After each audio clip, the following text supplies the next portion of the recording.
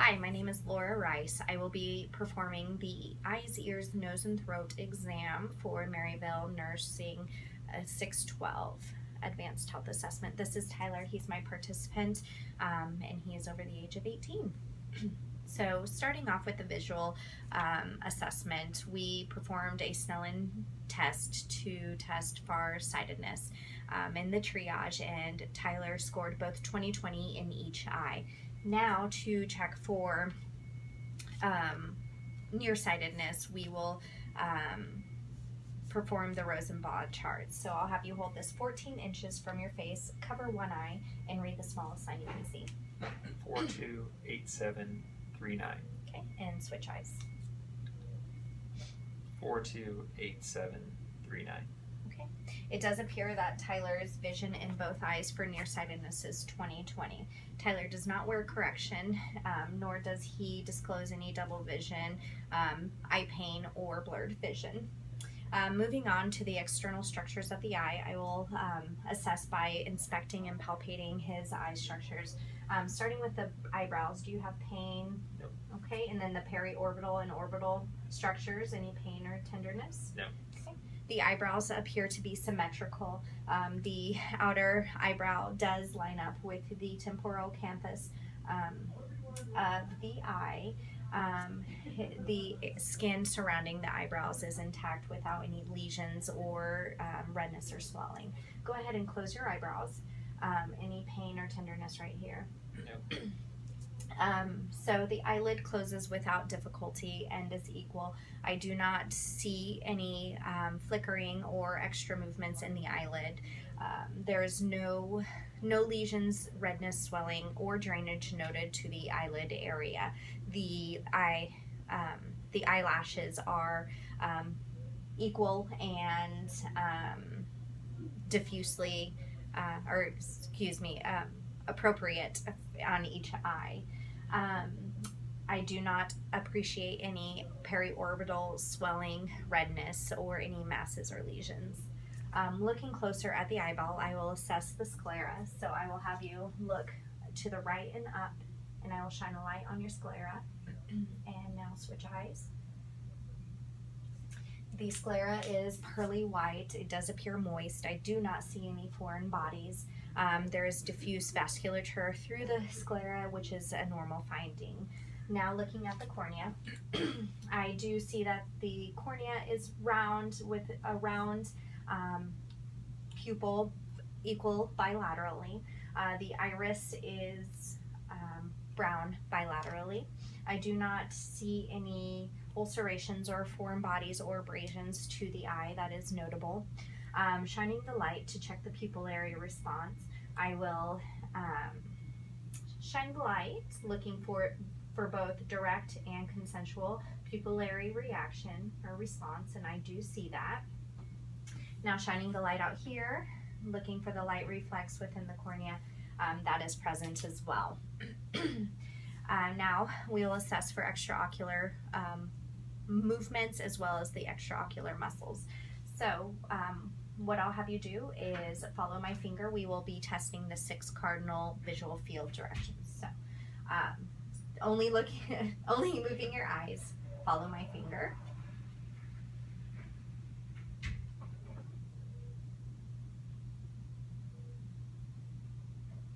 Okay. So I did not appreciate any nystagmus or any extraocular movement of the eye with the 6 cardinal visual field. I did note that the patient's eyes accommodated when the finger went towards the nose. I did note full range of motion with the extraocular muscles.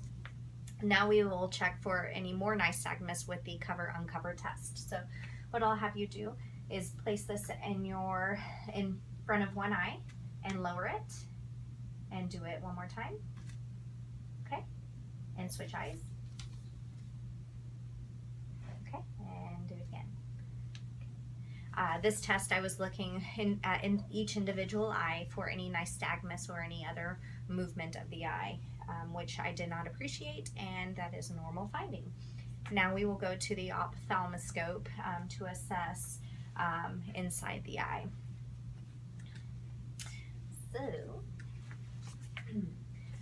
looking at the right eye, I do see the red light. Moving forward, I can tell that the lens is clear, and I can see that the macula does not have any lesions. I am able to see the vasculature, the veins and arteries are bright pink. I was able to visualize the optic disc, which was round with sharp edges, and the retina was a yellow-orange color. So when evaluating inside, we would look nasal superior, sorry, this is right, nasal superior, nasal inferior, and then temporal superior and temporal inferior to get a full assessment of the chamber. Doing that on your right side. Red light reflex is intact. I am able to appreciate the vasculature, both arteries and veins, bright red in color. The macula was without any lesions or abnormalities. The optic disc was in place. It was round with sharp edges, and the retina was also an orange-yellow color. This concludes the visual assessment. Moving on, we will do the ear assessment. So I will visualize and palpate each ear. So tell me if you have any pain. Starting with the auricle into the mastoid process. Visualizing the external ear, I'm able to see the external ear canal.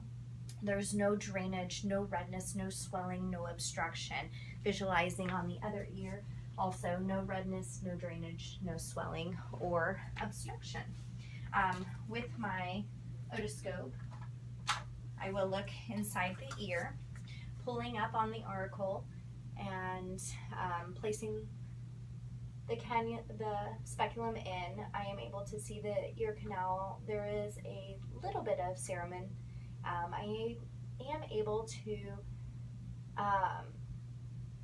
able to see the tympanic membrane, which is a pearly gray. I do see the light reflex, which was at approximately 4 o'clock. I also was able to see the malleus, the bony structure. I did not see any redness or swelling within the canal. Moving on to the left ear, pulling up on the auricle, I am able to see the canal, some cilia. I am able to see a bit of cerumen, able to visualize the tympanic membrane, which is pearly gray with the light reflex at 7 o'clock. I am able to see the malleus. I do not appreciate any bulging, any bubbles, any perforation to the tympanic membrane. The ear canal as well does not look red or swollen. Moving on, looking at the nose structure, the patient's nose is midline, however it does deviate. The patient did disclose that he had an injury in the past, which resulted in deviated septum, but has since been repaired. The skin is intact. Do you have any tenderness? Okay, I do not appreciate any swelling or pain or any lesions. The skin is intact. I will assess the patient's patency of the nair, so breathe in and breathe in. Great. Both nairs are patent. Looking inside the nair, I'm looking at the mucosa. I see that it is a pink and moist. I do not appreciate any extra drainage. Looking further in, I am able to see a turbinate hair and the septum. And looking at the right, the mucosa is pink and moist. I do not appreciate any extra drainage. Turbinates are intact and the septum is open and not deviated. Okay, moving on to the mouth. I will look at the external structures. So the lips are intact, they are midline, they are symmetrical. He does have facial hair around his mouth. I do not see any lesions, cold sores, or any broken skin or growths.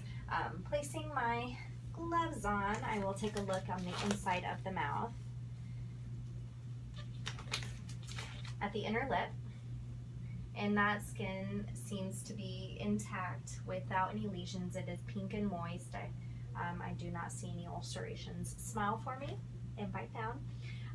The mouth, the bite is normal. It does appear to line up appropriately. Open wide, and we'll take a look at your mouth. Okay. I do not see any dental caries or missing teeth. He does have a retainer on his lower jaw.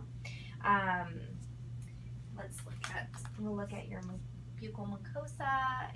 The buccal mucosa appears to be pink and moist, as well as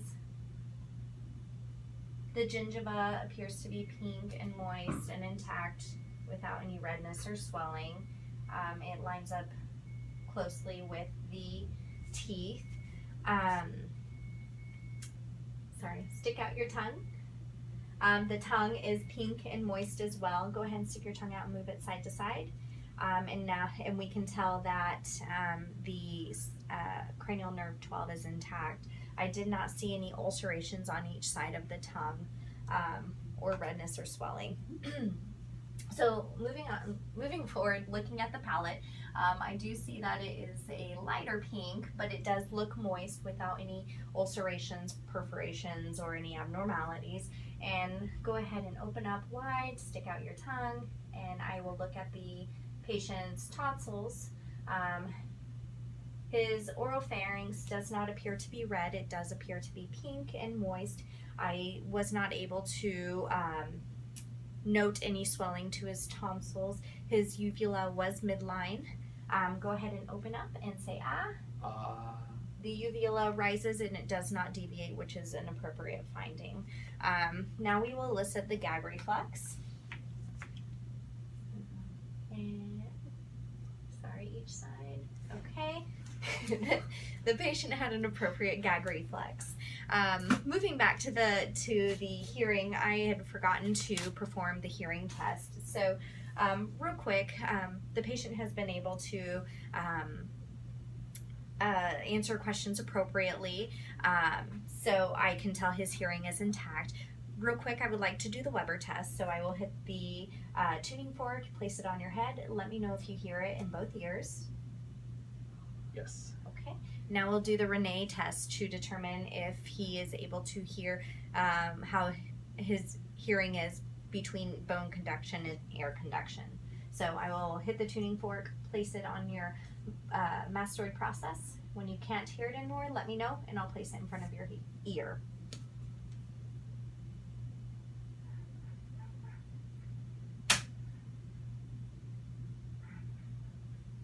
Okay.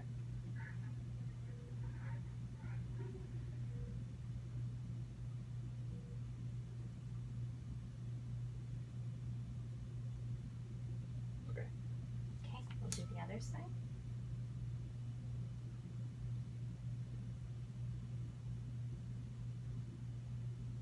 Okay.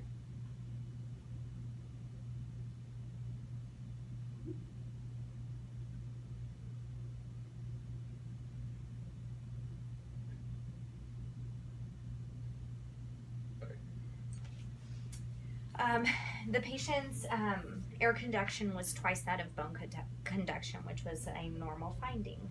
Lastly, I will perform a whisper test. So I'll have you cover up the opposite ear, and I will whisper 2 words. Storm. Dog. Okay, and let's switch ears. Cat. House. Okay, and the patient's hearing is intact.